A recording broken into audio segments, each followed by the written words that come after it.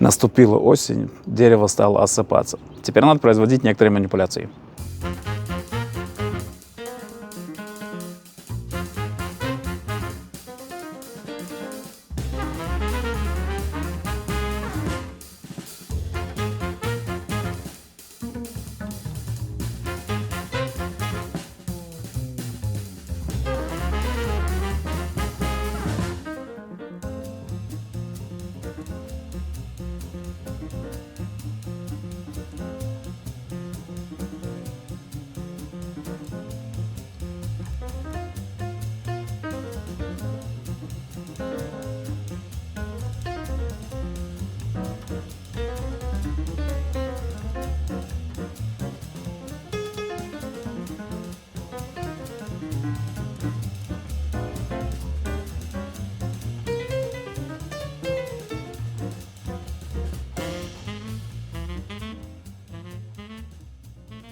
А как вы провели выходные?